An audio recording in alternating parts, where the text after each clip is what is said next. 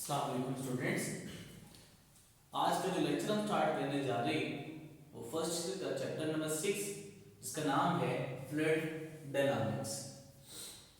सबसे पहले देखिए बेटा, इस चैप्टर में दो वर्ड्स है, एक आपके पास है फ्लूइड और दूसरा बेटा आपके पास है डायनामिक्स। बेटा इस वर्ड डायनामिक्स से आप फेमिलियर है थोड़े बहुत कि डायनामिक्स क्या होता है। एक ऐसा फिनोमेना जिसमें किसी भी क्वांटिटी की मोशन के बारे में बात हो तो उसको हम कहते हैं क्या कहलाता है, डायनामिक्स कहलाता है। अब आपके पास है फ्लूइड डायनामिक्स, यानी कि एक ऐसा एक ब्रांच है फिजिक्स की जिसमें हम मोशन की बात करेंगे। किसकी मोशन की बात करेंगे? फ्लूइड की मोशन की बात करेंगे, तो उसको नाम दिया जाता है फ्लूइड डायनामिक्स का। फ्लूइड डायनामिक्स डिफाइन कैसे करेंगे फिर हम? The branch of physics in which we study about fluids which are in motion. वैसे आप काइनेमैटिक्स और डायनामिक्स को डिफाइन करते थे कि कोई भी क्वांटिटी अगर मोशन में हो तो उसको हम स्टडी करने के लिए यूज करते हैं काइनेमैटिक्स या फिर हम डायनामिक्स यूज करते हैं।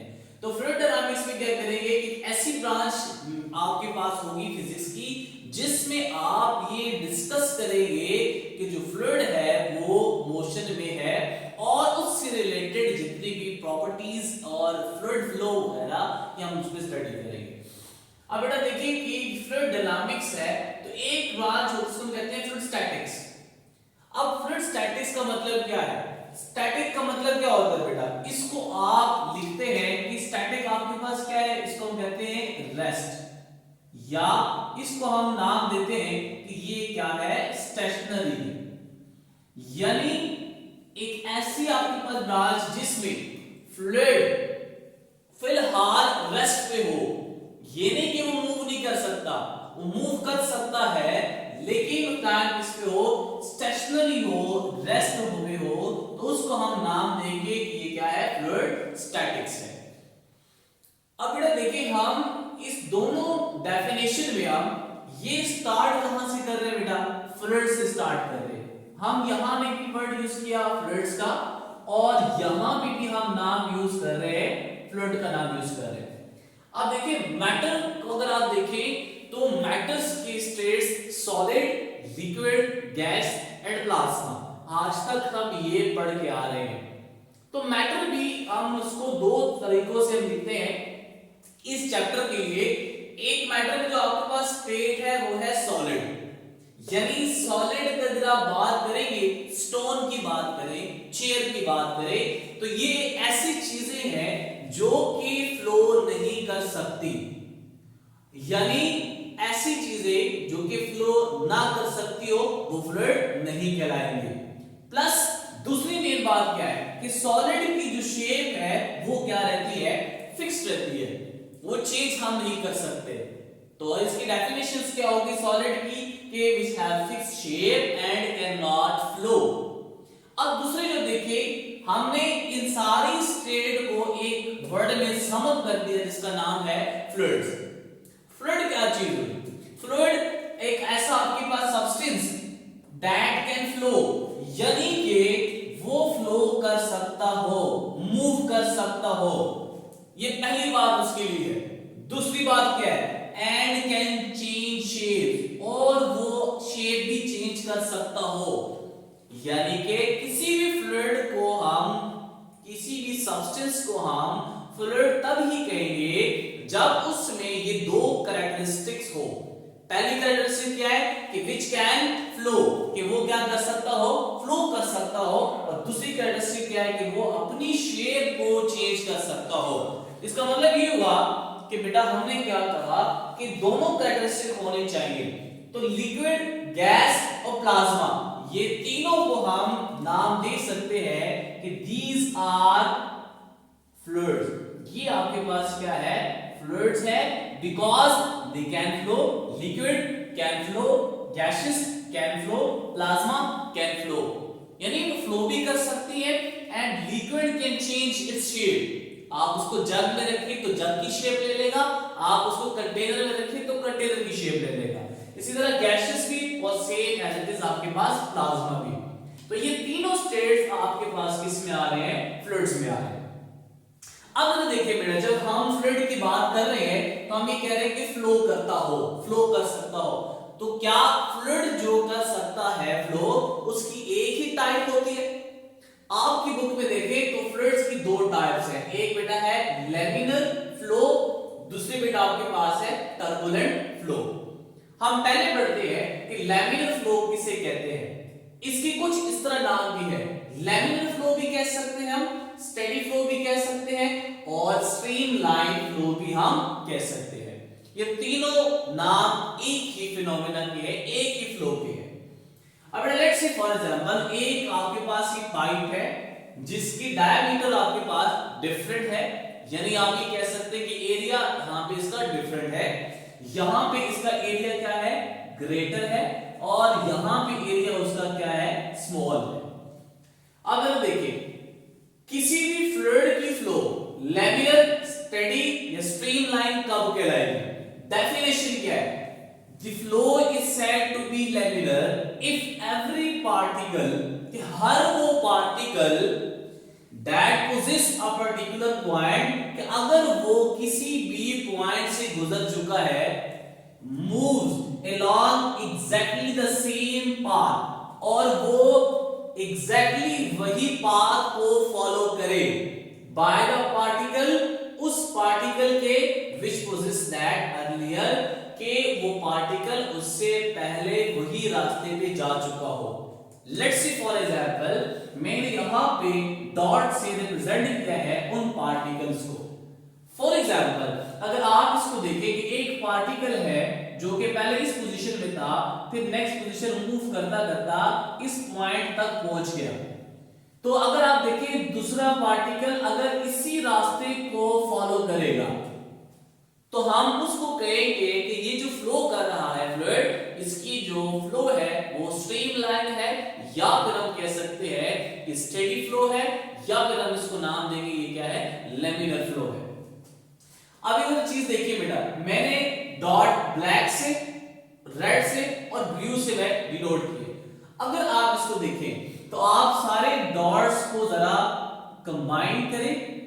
जब डॉट्स को आप कंबाइन करेंगे तो बेटा ये आपके पास क्या बन जाएगी, लेयर बन जाएगी। एक लेयर बेटा आपके पास ये आ गई, ठीक है।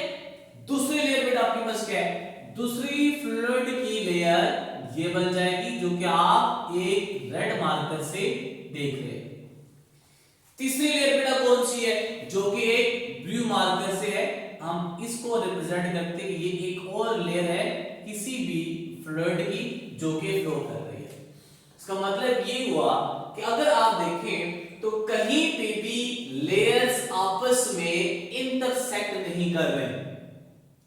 तो ये बेटा बात याद रखनी है कि जब स्ट्रीमलाइन फ्लो की बात करेंगे तो उसमें हम कहेंगे कि ऐसी फ्लो है जिसमें लेयर्स ऑफ द फ्लूइड कहीं पे भी आपस में इंटरसेक्ट नहीं कर सकती, ना इंटरसेक्ट करेंगे। इसको हम नाम देंगे क्या है, स्ट्रीमलाइन या फिर स्टेडी फ्लो है। अब अगर देखें कहीं पे अगर आप इस पाइप में देखें जिसका एरिया ग्रेटर है, तो यहां पे लेयर्स ऑफ द फ्लूइड आपस में थोड़े से ज्यादा गैप में मौजूद हैं। जबकि यही बात अगर आप यहां पे नोट करें तो यहां पे उन लेयर्स के दरमियान गैप क्या हो गया, कम हो गया। तो जहां पे भी बेटा इनके दरमियान गैप ज्यादा है, आगे हम एप्लीकेशन में पढ़ेंगे कि उस केस में अगर यहां पे बात करेंगे तो यहां पे स्पीड ऑफ द फ्लूइड क्या होगी, स्लो होगी। ठीक है, आगे हम इसको पढ़ेंगे भी, और फिर आप आगे इसको बेटा डिराइव भी करेंगे, तो हम डिटेल से वहां पे पढ़ेंगे बेटा। ठीक है, तो ऐसी फ्लो का हम नाम देंगे क्या कहलाता है, स्ट्रीमलाइन फ्लो, या फिर हम इसको नाम देंगे क्या है, स्टेडी फ्लो है। टर्बुलेंट फ्लो क्या होती है, फॉर एग्जांपल आपके पास ये लेयर्स है फ्लूइड की, और इसके सामने आपने कोई भी एक ऑब्स्टिकल रख दिया है, और वो उस ऑब्स्टिकल के गुजरने के बाद वो अपनी शेप चेंज कर रहे हैं, डायरेक्शन की शेप क्या कर रहे हैं, चेंज कर रहे हैं, और कहीं पे इंटरसेक्शन भी पॉसिबल है। तो ये एक रेगुलर पैटर्न नहीं मिल रहा आपको, स्टेडी फ्लो नहीं मिल रही आपको, तो अब हम इसको कहेंगे कि एक ऐसी फ्लूइड की फ्लो जिसमें इरेगुलरिटी हो या अनस्टेडी फ्लो हो फ्लूइड का, तो उसको हम नाम देंगे क्या कहलाता है, टर्बुलेंट फ्लो कहलाएगा। अब ये तो आपके पास होगी फ्लूइड की टाइप्स की, जो किस तरह वो फ्लो कर सकता है। अब जरा देखिए बेटा, एक आइडियल फ्लूइड है, किसी भी फ्लूइड को हम आइडियल फ्लूइड कब कहेंगे, तो आपने उसके लिए तीन प्रॉपर्टीज को या तीन पॉइंट्स को आपने जहन में रखना है। आइडियल फ्लूइड, किसी भी फ्लूइड को हम तब कहेंगे जब हम उसको कहेंगे कि सबसे पहली कंडीशन क्या है कि देयर इज जीरो विस्कोसिटी, उसकी विस्कोसिटी क्या हो, जीरो हो। विस्कोसिटी क्या होती है, आगे हम इसी सात पॉइंट को मैं क्लियर करना चाहूंगा। दूसरा पॉइंट क्या है बेटा कि इट शुड हैव डेंसिटी, जो फ्लूइड की डेंसिटी है वो आपके पास क्या हो, कांस्टेंट हो। ठीक है, डेंसिटी उसकी क्या हो, कांस्टेंट हो। ठीक है, तीसरा पॉइंट देखिए बेटा, तीसरा पॉइंट इसका ये है कि जो फ्लो होनी चाहिए वो फ्लूइड की क्या होनी चाहिए, स्ट्रीमलाइन फ्लो होनी चाहिए। अब एक एक पॉइंट को हम डिस्कस करते हैं। Zero viscosity, what is means by viscosity, इसको मैं यहां पे लिखता हूं बेटा। विस्कोसिटी क्या चीज होती है, कैसे डिफाइन करते हैं हम इसको। विस्कोसिटी को जब भी डिफाइन करते हैं, लेट्स से फॉर एग्जांपल आपके पास ये कोई भी लेयर्स ऑफ द फ्लूइड है जो कि इस डायरेक्शन में फ्लो कर रहे हैं, ये एक लेयर ऑफ द फ्लूइड।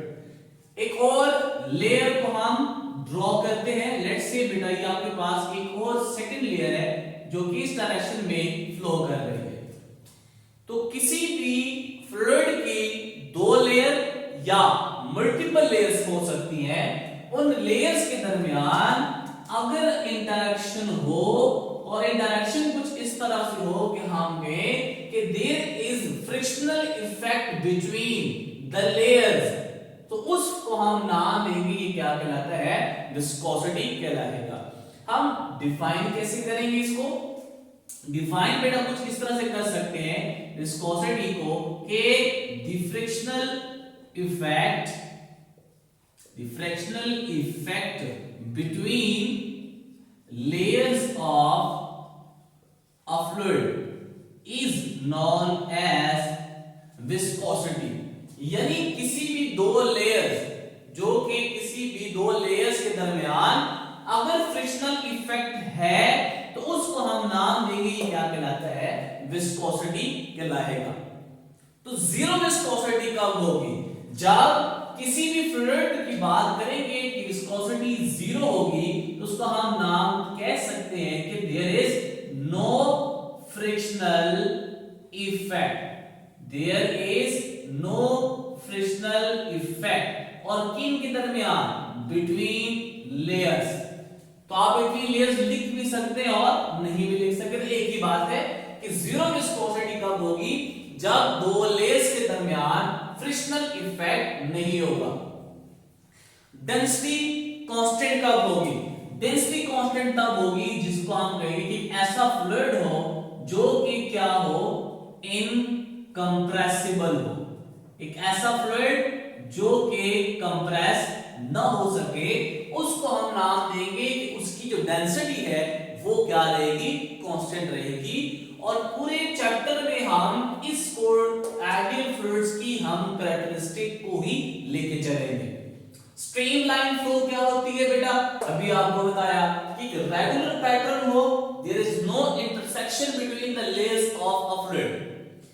अब इन तीन पॉइंट्स को मद्देनजर रखते हैं और इन तीन पॉइंट्स को मद्देनजर रखने के साथ हम आगे लेके चलते हैं कि आपके law of conservation of mass. एक पहला लॉ ये है, law of conservation of mass obey होता है। दूसरा बेटा आपके पास यहां पे ओबे होता है law of conservation of energy. इन्हीं कैरेक्टरिस्टिक की बेस के ऊपर हम कहते हैं कि लॉ ऑफ कंजर्वेशन ऑफ मास भी ओबे होता है और law of conservation of energy भी ओबे होता है, और एंड में हम जाके इन्हीं को अप्लाई करेंगे और हम डेरिवेशंस करेंगे डिफरेंट इक्वेशंस की और डिफरेंट एप्लीकेशंस के लिए। अब देखिए बेटा, विस्कोसिटी हमने डिफाइन कर ली। अगर आपने फ्रिक्शनल इफेक्ट को मेजर करना है लेयर्स के दरमियान, तो उसके लिए बेटा हम यूज करते हैं, यानी आपसे पूछा जा सकता है कि how we can measure viscosity. So measurement of viscosity, और उस विस्कोसिटी को मेजर करने के लिए हम यूज करते हैं जिसका नाम है coefficient of viscosity, coefficient of viscosity. ठीक है, तो आपने किसी भी फ्लूइड की विस्कोसिटी को मेजर करना है, उसके लिए आपको हेल्प लेनी पड़ेगी किससे? कोफिशिएंट ऑफ विस्कोसिटी से। कोफिशिएंट ऑफ विस्कोसिटी इसको हम किस तरह डिफाइन करते हैं कि इसको हम डिफाइन इस तरह करते हैं कि this coefficient it is used for measurement of, या फिर आप इसको इस तरह से, it is used for numerical value of the measurement of viscosity of a fluid is called coefficient of viscosity, और जिसका सिंबल होता है, सिंबल फ्लूइड डायनामिक्स में इसका होता है ईटा।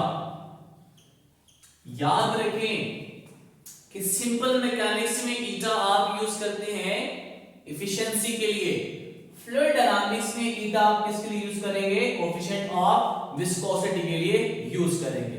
ठीक है, अब देखिए बेटा, एक क्वेश्चन या एमसीक्यूज आपसे पूछा जा सकता है। एमसीक्यूज क्या है कि अगर आपसे क्या है कि which of the following is more viscous, इनमें से जो आपने गिवन लिखा हुआ है, सारे ऑप्शन में आपको देता हूं, आप ये बताएं कि इनमें से कौन सा ज्यादा विस्कस है। नंबर 1 ऑप्शन आपको दी जा सकती है एयर, ऑप्शन नंबर बी आपको दिया जा सकता है ब्लड, ऑप्शन नंबर सी आपको दिया जा सकता है बेंजीन, और ऑप्शन नंबर डी आपको दिया जा सकता है, ऑप्शन डी आपके पास है हनी। और यहां भी याद रखें कि जो एयर होता है बेटा, ये सबसे ज्यादा, आप कह सकते हैं सबसे कम विस्कस होता है, लेस विस्कस। तो एमसीक्यू अगर आपसे ये पूछा जाए कि which of the following is less viscous, तो उसमें जो ऑप्शन आएगी वो ऑप्शन क्या आएगी? एयर की आएगी। ठीक हो गया बेटा। फिर आपके पास है प्योर हनी।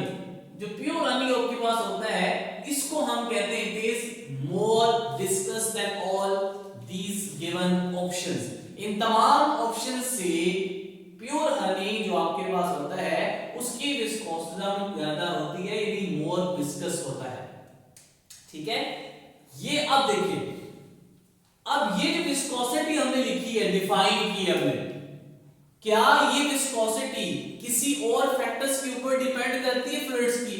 अब हम पढ़ते हैं कि effect of temperature on viscosity, के टेम्परेचर का विस्कोसिटी के ऊपर क्या फर्क पड़ता है। Effect of temperature on viscosity. सबसे पहले देखिए, मैं पहले बात करता हूं बेटा लिक्विड्स के लिए। फ्लूइड दो तरह के होते हैं, लिक्विड और दूसरा बेटा आपके पास कौन सा होता है? गैसियस। गैसियस के साथ किस तरह का रिलेशन होता है? विस्कोसिटी का टेम्परेचर के लिए, और लिक्विड्स का किस तरह होता है? दोनों के लिए डिफरेंट है। अगर आप बात करते हैं लिक्विड्स के लिए, तो लिक्विड्स के लिए बेटा आपके पास होता है कि eta is inversely proportional to temperature. कि विस्कोसिटी का टेम्परेचर के साथ इनवर्स रिलेशन होता है। अगर आप टेम्परेचर को बढ़ाएंगे तो विस्कोसिटी की वैल्यू कम हो जाएगी, और अगर आप टेम्परेचर को कम करेंगे तो विस्कोसिटी की वैल्यू वहां पे क्या हो जाएगी, ज्यादा हो जाएगी। अगर गैसेस को देखें तो गैसेस में विस्कोसिटी का डायरेक्ट रिलेशन होता है टेम्परेचर के साथ। अगर आप टेम्परेचर को बढ़ाएंगे तो विस्कोसिटी की वैल्यू भी बढ़ जाएगी, और अगर आप टेम्परेचर को कम करेंगे तो विस्कोसिटी की वैल्यू भी क्या हो जाएगी, कम हो जाएगी। अब जरा देखें बेटा, कैसे आपसे ये क्वेश्चन पूछा जा सकता है कि जब आप टेम्परेचर को बढ़ा रहे हैं तो विस्कोसिटी की वैल्यू बढ़ती क्यों जा रही है, क्यों बढ़ती है? विस्कोसिटी का मतलब क्या है कि फ्रिक्शनल इफेक्ट क्यों बढ़ता जा रहा है। तो ये आपका एक शॉर्ट क्वेश्चन आ सकता है कि हाउ या why eta increases by temperature increases in gaseous. तो गैसियस में टेम्परेचर इंक्रीज करने से विस्कोसिटी की वैल्यू बढ़ती है, तो क्यों बढ़ती है? तो बेटा याद रखें कि जब आपके पास टेम्परेचर बढ़ाएंगे तो लेट्स से फॉर एग्जांपल आपके पास ये गैसियस है जो कि आपने किसी भी कंटेनर में इनक्लोज किया हुआ है।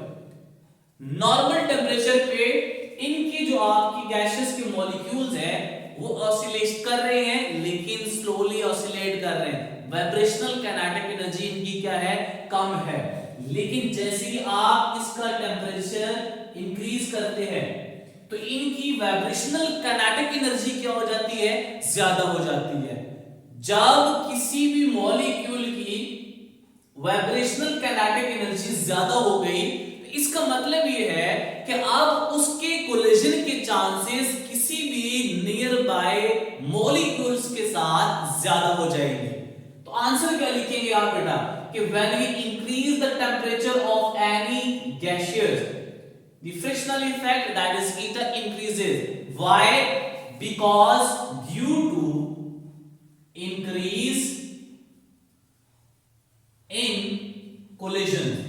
तो कोलिजन्स की वजह से गैसेस के मॉलिक्यूल्स आपके पास क्या हो जाते हैं, वहां पे विस्कोसिटी की वैल्यू क्या हो जाती है, वो इंक्रीज हो जाती है। अब बेटा आपके पास होता क्या है, जब आप किसी भी लिक्विड की बात कर रहे होते हैं या किसी भी आप गैसेस की बात कर रहे होते हैं, तो देखिए why it is inversely related to the temperature, because liquid में क्या होता है, लिक्विड में intermolecular forces is inversely proportional to temperature। कि आप जब टेम्परेचर को बढ़ाएंगे तो इंटरमॉलिक्यूलर फोर्सेस की जो स्ट्रेंथ है वो क्या हो जाएगी, कम हो जाएगी। तो उस वजह से हम कह सकते हैं कि टेम्परेचर जब बढ़ाएंगे तो इंटरमॉलिक्यूलर फोर्सेस की स्ट्रेंथ कम हो गई, तो इंटरमॉलिक्यूलर फोर्सेस की स्ट्रेंथ जब कम हो गई तो विस्कोसिटी भी उसकी करस्पॉन्डिंग क्या हो जाएगी, कम हो जाएगी। इसी चीज फिनोमेना को आप यहां पे लगाए, गैसेस पे लगाए। क्यों? देखिए बेटा, जब आप गैसेस की बात करते हैं तो गैसेस में आप लिखते हैं कि rate of diffusion, rate of diffusion is directly proportional to the temperature. जब आप किसी भी गैसेस मॉलिक्यूल्स का टेम्परेचर बढ़ाते हैं तो साथ में डिफ्यूजन का जो रेट है उसकी वैल्यू भी आपके पास क्या हो जाती है, ज्यादा हो जाती है। तो जिसकी वजह से आपकी विस्कोसिटी क्या हो जाती है, इंक्रीज हो जाती है। तो ये दो चीज आपने याद रखनी है जो बड़ी इंपॉर्टेंट बातें हैं बेटा इंटरेस्ट पॉइंट ऑफ व्यू से भी और बेटा आपके पास वैसे ही कॉन्सेप्चुअल पॉइंट ऑफ व्यू से भी। अब जरा देखिए, अगर आप देखिए बेटा कि एक एमसीक्यू आपसे पूछा जा सकता है और कि what will be effect on the viscosity on the viscosity of a liquid कब, when temperature is increased। जब आप टेम्परेचर को बढ़ा बढ़ाते हैं तो विस्कोसिटी के ऊपर आपके पास क्या फर्क पड़ेगा, और ऑप्शन आपको दिए जा सकते हैं बेटा, यहां पे आपको अध्ययन करना है इंक्रीजेस, बी ऑप्शन आपके पास है डिक्रीजेस, सी ऑप्शन बेटा आपके पास है रिमेन्स सेम, और डी ऑप्शन आपके पास है ऑल ऑफ दीज। यानी कि ऑप्शन आपके पास क्या है, इंक्रीजेस, डिक्रीजेस, रिमेन सेम या ऑल ऑफ दीज, कि आपके पास फर्क पड़ेगा। देखिए यहां पे जरा देखिएगा, फ्लूइड्स एक होता है जिसको हम कहते हैं विस्कोस्टैटिक फ्लूइड। विस्कोस्टैटिक फ्लूइड कौन सा होता है, एक ऐसा फ्लूइड जो कि किसी भी वजह से विस्कोसिटी की जो वैल्यू है वो चेंज नहीं होती। अगर आप टेंपरेचर बढ़ाते भी हैं तो तब भी उसकी विस्कोसिटी के ऊपर कोई फर्क नहीं पड़ता। तो विस्कोस्टैटिक फ्लूइड को पहले जरा समझ ले, डिफाइन कैसे करते हैं बेटा इसको हम, कि the fluid on which there is no change in viscosity with increase in temperature, कि अगर आप टेम्परेचर चेंज भी कर रहे हैं, इंक्रीज भी कर रहे हैं, तो उसके विस्कोसिटी के ऊपर कोई फर्क नहीं पड़ रहा, तो उसको हम नाम देंगे कि वो फ्लूइड क्या कहलाता है, विस्कोस्टैटिक फ्लूइड कहलाता है। अगर देखिए तो इस ऑप्शन में जो रिमेन सेम है, ये भी आपके पास इंक्रीज भी कर सकता है, डिक्रीज भी कर सकता है, और बेटा आपके पास किसके लिए कर सकता है कि ऑल ऑफ दीज भी आ सकती है। ठीक है, तो अगर आपको यहां पे कहा जाए कि लिक्विड की बजाय आपको ये कहा जाए कि विस्कोसिटी ऑफ अ फ्लूइड है, तो फ्लूइड में क्या है, इंक्रीजेस किसके लिए होता है, अभी हमने पढ़ा कि जब आप इंक्रीज करते हैं टेंपरेचर को तो विस्कोसिटी की वैल्यू बढ़ती है किसके लिए बेटा, गैसियस के लिए। डिक्रीजेस जब आप टेंपरेचर को इंक्रीज करें तो उसके साथ विस्कोसिटी की वैल्यू क्या होती है, कम होती है। इसका मतलब ये है कि इंक्रीज किसके लिए कर रहा है, गैस के लिए, डिक्रीज किसके लिए कर रहा है, लिक्विड्स के लिए, और रिमेन सेम किसके लिए होगा, विस्कोस्टैटिक फ्लूइड के लिए। तो ऑल ऑफ दीज ऑप्शन यहां पे क्या आएगी, वो ठीक बनती है। यानी एक ऐसा फ्लूइड भी है जिसकी विस्कोसिटी के ऊपर कोई फर्क नहीं पड़ता, उसको हम नाम देते हैं क्या कहलाता है, विस्कोस्टैटिक फ्लूइड। तो हमारे पास ये तीनों पॉसिबिलिटी हो सकती है, तो इसलिए आपके पास delta option that is all of these ठीक आएंगे। तो ये बेटा आपके पास है इंट्रोडक्शन किसी भी फ्लूइड डायनामिक्स के, फ्लूइड फ्लो के बारे में और इफेक्ट ऑफ विस्कोसिटी के बारे में। उम्मीद है आपको समझ आया होगा बेटा। कोई भी क्वेश्चन आपका तो कमेंट सेक्शन में आप पूछ लीजिएगा। नेक्स्ट लेक्चर में एक नए आर्टिकल के साथ हाजिर होंगे, तब तक के लिए